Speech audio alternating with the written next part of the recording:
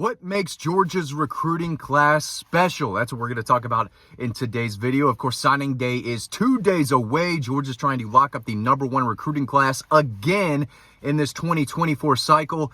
And in my eyes, there's one big reason why this could be one of the best recruiting classes in Kirby Smart's history at Georgia. And it's because they're dominating on the line of scrimmage. 6 commitments on the defensive line, 6 commitments on the offensive line. I know you have to have elite quarterback, play to win a championship, but as we've seen, right, Georgia lost to Alabama because they lost the battle in the trenches.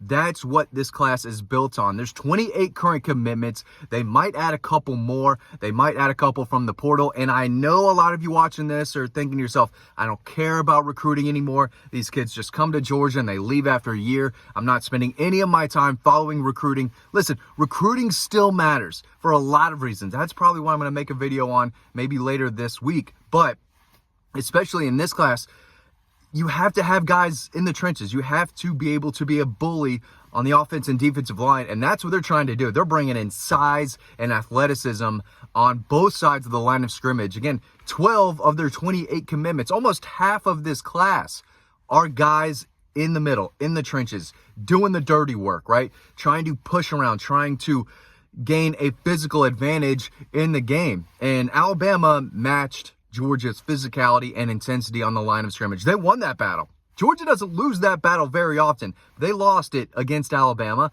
and it cost them the game. It cost them a national championship. It cost them a three-peat. But, of course, that's not the only reason why they lost, right? But it is a reason. And Georgia could not run the ball successfully against the Tide, and that was another reason, one of the many reasons why they lost that game. Tell you what, though, they are bringing in some mountains, giants on the offensive line. Marcus Harrison is 6'8", 344 pounds. Daniel Calhoun is a mountain of a man who just bullied, toying with kids in 7A in Georgia this past fall at Walton. He's about 6'5", 6'6", 330, 340. Nair Daniels, 6'8", 330. Michael Uini, 6'7", 340. Marquise Easley is a good 6'6", 6'7", about 325, 330. Malachi Tolliver is not a small guy at all, and he's a guy who can probably play on the interior. As the sun boosts through, I don't have an office yet. I know this looks awful. It probably sounds awful. At some point, I'm not going to have to do these in my car. I promise. We move into our house January 11th, building the office. You won't have to deal with this anymore. I know this looks really bad, and I apologize. But the show must go on, right? And you got to make videos. You got to grind it out, and you got to close strong. And that's what the Dogs are trying to do on Wednesday. But everyone that Stacey Searles went and got, I'll tell you right now, he went and got just about all of his top targets. He went to New Jersey. He went to Texas. He went to Illinois. He stayed locally. He stayed home to get these guys. They're not all from the South. These are big guys who can move really well for 6'7", 330, which is about the average offensive lineman that they're bringing in. Beef, power, size, strength, potential. These are high-ceiling guys. Marquise Easley is not even close to scratching the surface of his potential. Marcus Harrison plays in New York, and he's just manhandling kids. When he learns to perfect his craft and become an overall offensive lineman, the size is already there, and that toughness is already there as well. Daniel Calhoun is only going to get better. Nair Daniels plays in New Jersey, I believe, if I got that right. He's going to come down and learn so much, but Stacey Searles has a lot of just giants that he gets to turn into offensive linemen. He's got to be licking his chops, getting these guys on campus. Some of them this week, some of them in January, and one of them will come in June. For more on that, you can head over to Dawg Post. You can sign up to our free newsletter. That link is down below to read everything we have over on Dawg Post. A lot of recruiting scoop, transfer portal news, guys coming in and out. I know it's tough for the older Georgia fans to come to grips with the fact that college football is changing. It has changed. Transfer portal, NIL, conference realignment, all three are kind of hitting college football within a few years of each other, and it's a different game. It's a different sport, and I know that a lot of these guys who are signing in this 24 class, some of them, several of them, will hit the transfer portal this time next year. These kids want to play, and I don't, every kid's different. I don't know if they're just coming to Athens or wherever they're playing across the country and think they're just going to start day one. I know you want to start. I know you want to play. Sometimes it takes patience. For all you high school kids out there watching this, you got to work and you got to compete and you got to be patient at times.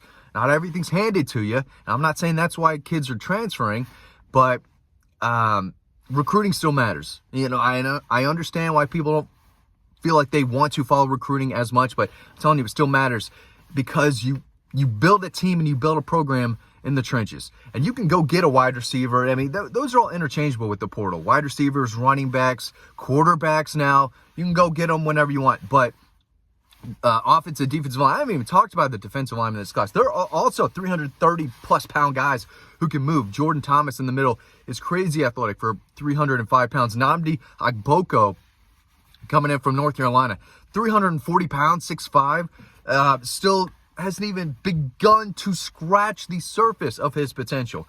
He is a possible Jordan Davis type of guy if he puts in the work and listens to Trey Scott and Kirby Smart and Glenn Schumann and the staff. He's got a high ceiling, and so does Quintavious Johnson, a guy at Mays that we saw. Just a great athlete for 6'4", 250 pounds, can run, can hit. Played both sides of the ball at Mays this past year. He's got to learn to be an overall defender and an edge guy, defensive lineman, whatever they want to use him as. You know, he's still developing and growing as a football player, but you're talking about big athletes who are very impressive and are naturally gifted. Now this Georgia staff has to take these guys, turn them into football players who can play the position. You know, right? You can't just be an athlete on the football field. You got to be a football player. And a lot of these guys have the potential to be very good because they are naturally gifted with really good size. Justin Green, Joseph Jonah Ajanye, big 250-plus pound guys on the edge who might be able to move inside, who are only going to get bigger, stronger, faster. It's a very good group. Very good. Nazir Johnson, 300-plus pounds, can do like backflip after backflip. The athleticism on these kids are crazy. I don't know what they're eating nowadays. Milk, chicken, there's something in it. These kids are getting bigger, stronger, faster, and a lot of them are signing with Georgia in this 24 class. Before I continue, shout out to Justin Farmer, my guy, Justin Farmer. Thanks for watching. Really appreciate it.